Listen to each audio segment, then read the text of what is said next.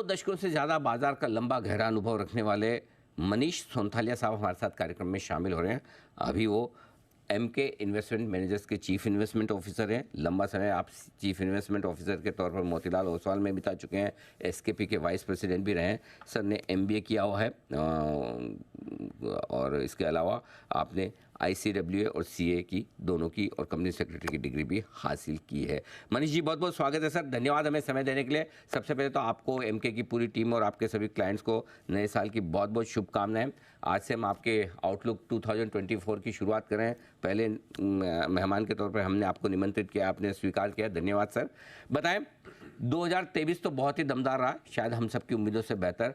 2024 उम्मीदों पर खरा उतरेगा सर? सबसे पहले तो धन्यवाद अनिल जी बुलाने के लिए एंड हार्टी कॉन्ग्रेचुलेशंस सब आपके दर्शकों को भी।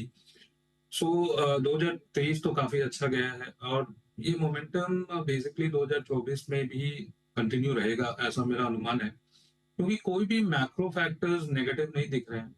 एंड एट द मार्जिन ये भी लगता है कि रशिया यूक्रेन वॉर में जो भी हासिल करने का था रशिया को बेसिकली ने अचीव कर लिया है। एंड जो फाइनेंशियल कॉस्ट ऑफ वॉर है वो अब एक तरह से लगता है कि इज नॉट एक्सेप्टेबल। तो अगर एक और मैक्रो फैक्टर्स थोड़ा सा बैकफुट पर जाता है तो मेरे हिसाब से तो global markets, India markets likely to continue momentum. Earnings growth broadly 15 से 18% का आएगा ही। एंड वैल्यूएशन बहुत ज्यादा एक्सपेंसिव नहीं है। देखिए, करेक्शंस आते रहेंगे बाजार में, बट डायरेक्शन तो पॉजिटिव ही है सर। मोटे मोटे बने रहे। व्यू तेजी का है, कंपनी की कमाई मजबूत रहेगी। रिस्क क्या हो सकती है और कहां से हो सकती है, हमारी लोकल या ग्लोबल?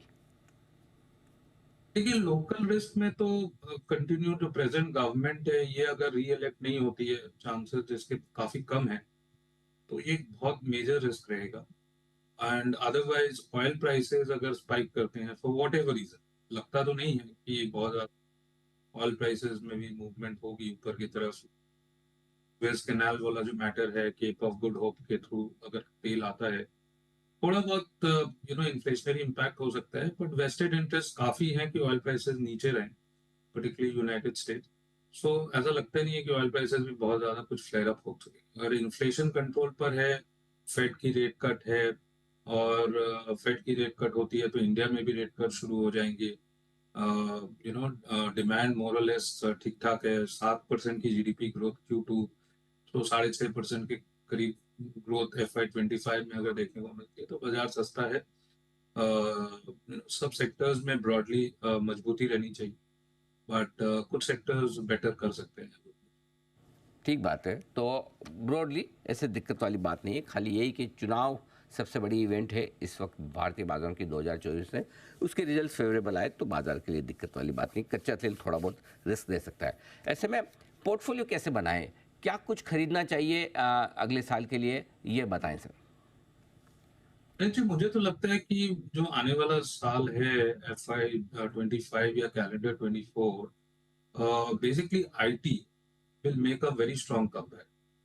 फार्मा का एक नया दौर शुरू होगा, ऐसा मुझे लगता है। पब्लिक सेक्टर बैंक्स जो काफी सस्ते हैं, ये कंटिन्यू रहेगी। एनर्जी और उनके रिलेटेड जितने भी वैल्यू चेन में आइटम्स हैं, production, financing, conductors and all of that, वो सब काफी एक्टिव रहेंगे। सो ये सेक्टर मेरे हिसाब से काफी स्ट्रॉन्ग कमबैक करेगा, क्योंकि यहाँ वैल्यूएशंस बिल्कुल सही है और ग्रोथ काफी स्ट्रॉन्ग दिख रही है। आईटी, फार्मा, दो ये ऐसे सेक्टर हैं जो ज़्यादातर ग्लोबल मार्केट्स में अपना बिजनेस करती हैं। ये कंपनियां एक्सपोर्ट काफ़ी करती हैं, ये दोनों रहेंगी मजबूत। सरकारी बैंक पसंद है। एनर्जी यानी कि पावर से रिलेटेड स्टॉक्स, चाहे वो पावर जनरेशन वाले हों, डिस्ट्रीब्यूशन वाले हो, इक्विपमेंट बनाने वाले हो, इन सारी कंपनियों पर करिएगा फोकस। कोई ऐसी थीम्स, कोई ऐसे सेक्टर्स जो आपको लगता है कि दूर रहना है, सावधान रहना है, बहुत महंगे हो गए या जिनका आउटलुक थोड़ा कमज़ोर हो? अभी कैपिटल इक्विपमेंट जबकि मोमेंटम काफी स्ट्रांग रहेगा, पर वैल्यूएशंस कहीं भी, मतलब near term point of view valuations time correction जाएगा।